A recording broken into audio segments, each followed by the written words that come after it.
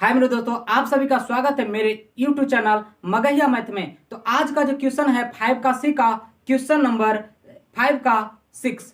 तो आज ये क्वेश्चन ये बता रहा है कि यदि किसी श्रेणी का nवां पद n स्क्वायर प्लस n है तो दिखाए कि वह समांतर श्रेणी नहीं है। तो इस प्रकार के क्वेश्चन में हम क्या करेंगे कि d का मान ज्ञात कर लेंगे।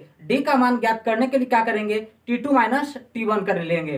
तो यहां से अगर जो कोई श्रेणी में रहेगा तो d का मान जो आएगा यहाँ जो है अचर पद आएगा। अगर जो d का मान चर पद आ गया, इसका मतलब बदलने वाला पद आ गया, तो कह सकते हैं कि वो जो है समांतर श्रेणी में नहीं है। तो हम क्या ज्ञात करेंगे, यहां से देखते हैं।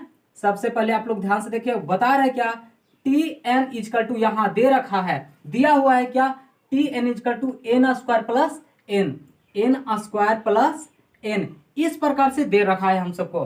तो यहां से हम क्या ज्ञात करना चाहेंगे, इसके पहले वाला जो क्वेश्चन पर 5वां नंबर जो क्वेश्चन था, इसी प्रकार से एकदम लगभग 2 कॉपीज में यही ऐसा ही क्वेश्चन था। तो यहां से क्या ज्ञात कर लेंगे, उसमें भी हम टी माइनस 1 ज्ञात किए थे, इसमें भी हम क्या करेंगे टी माइनस 1 ज्ञात कर लेंगे।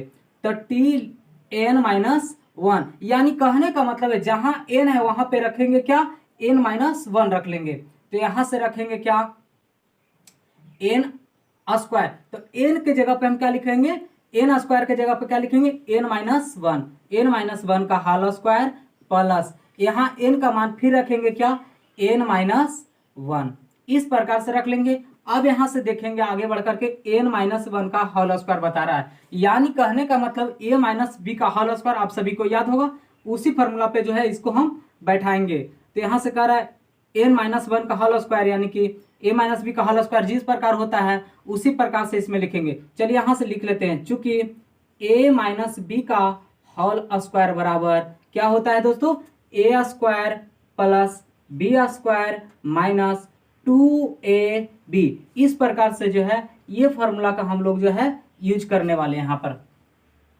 तो यहां से लिख सकते हैं क्या, यहां से कह रहा है क्या ए स्क्वायर यानी कि N square plus B square, यहां से बी स्क्वायर कर रहा है, बी का काम कौन कर रहा है 1, तो 1 का स्क्वायर कर देंगे माइनस 2ab, तो 2 गुने ए का काम कौन कर रहा है एन, गुने बी का काम कर रहा है 1। अब यहां से जो दे रहा है वही लिख देंगे प्लस एन माइनस 1, इस प्रकार से लिख लेंगे।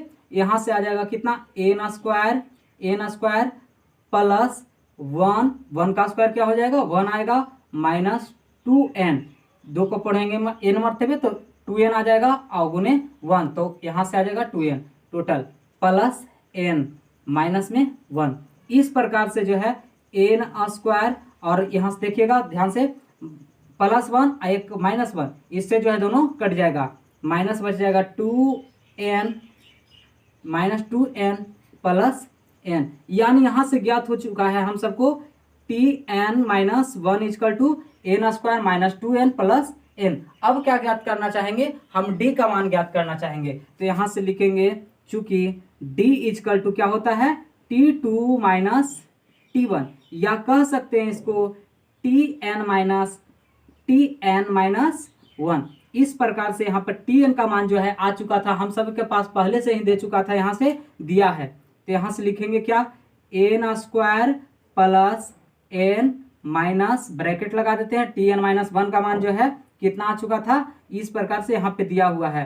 तो यहाँ से लिखेंगे क्या N square minus 2n plus n, ये दिया गया था हम सबको। तो यहां से ज्ञात कर लेंगे क्या कि एन स्क्वायर का एन स्क्वायर प्लस एन, अब यहां से प्लस माइनस माइनस हो जाएगा N square minus minus plus 2n plus minus n, यहां से देखेंगे कौन कट रहा है कौन बच रहा है, एन स्क्वायर से एन स्क्वायर खत्म हो जाएगा और यहां से एक एन माइनस में एक एन प्लस में दोनों कट जाएगा, यानी कि डी का मान जो आया है यहां से 2n है। तो यहां से कह सकते हैं 2n एक चर पद है, कैसा है एक चर पद है।